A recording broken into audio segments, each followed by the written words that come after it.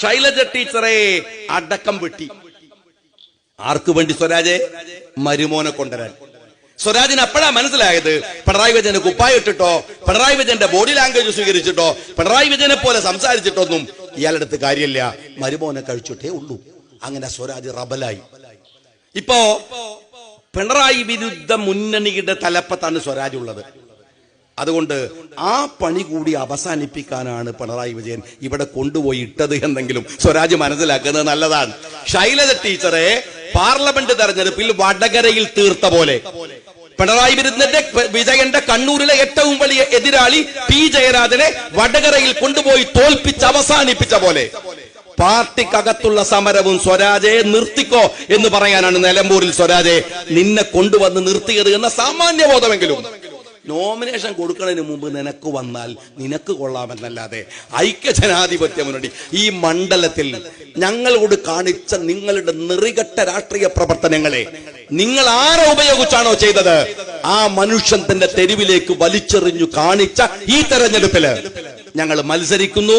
ഞങ്ങൾ പറയുന്ന രാഷ്ട്രീയ നിലപാടുകൾക്ക് ജനങ്ങളുടെ കയ്യിൽ നിന്ന് വോട്ട് വാങ്ങുന്നു. ഒന്നുകൂടെ ഞാൻ പറയുന്നത്, അവസാന ഘട്ടത്തിൽ CPM എടുക്കുന്ന മതവർഗീയത, പരസ്പര വിരുദ്ധമായ രാഷ്ട്രീയ സമീപനങ്ങൾ, എല്ലാത്തിനെയും പണം, അധികാരം, സമ്പത്ത്, ഓരോ പഞ്ചായത്തിലും വാർഡിലും ഇനിയുള്ള ദിവസങ്ങളിൽ ചുമതലയേൽക്കുന്ന മന്ത്രിമാർ അടക്കമുള്ളവർ, അവരെയൊക്കെയും നിലമ്പൂരിന്റെ പാരമ്പര്യമുണ്ട്.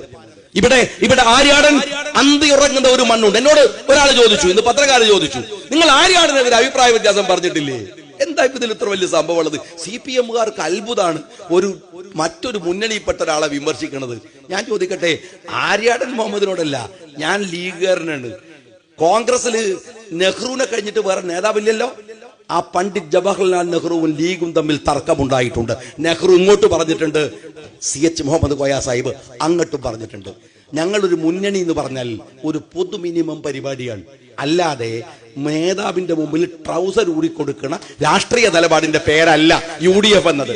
പിണറായി വിജയനെ കാണുമ്പോൾ മുട്ടുമറച്ച് മൂത്രമൊഴിക്കുമെന്ന് പേടിച്ച് സ്നഗ്ഗിട്ട് നടക്കുന്ന ഘടകകക്ഷികളല്ല ഐക്യ ജനാധിപത്യ മുന്നണിയിലെ രാഷ്ട്രീയ ബോധമുള്ള ഘടകകക്ഷികൾ.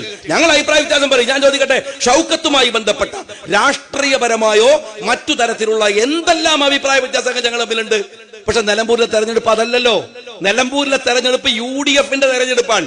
ഞങ്ങൾ ഈ കേരളത്തിലെ സർക്കാരിനെതിരെയുള്ള വിധിയെടുത്താൻ, ആ വിധിയെടുത്തിൽ ഷൗക്കത്തിനൊരു അഭിപ്രായമുള്ളൂ, ഐക്യ ജനാധിപത്യ മുന്നണിക്ക് ഒരു അഭിപ്രായമുള്ളൂ, ഇന്ത്യൻ യൂണിയൻ മുസ്ലിം ലീഗ് അഭിപ്രായമുള്ളൂ. ഞങ്ങൾ അവിടെ ഉണ്ടാവും. ലീഗ് രാഷ്ട്രീയ പാർട്ടി പറയേണ്ടത് പറഞ്ഞുകൊണ്ട് തന്നെ, ജനാധിപത്യപരമായി നിന്നുകൊണ്ട് തന്നെ, കോൺഗ്രസ് ആണെങ്കിലും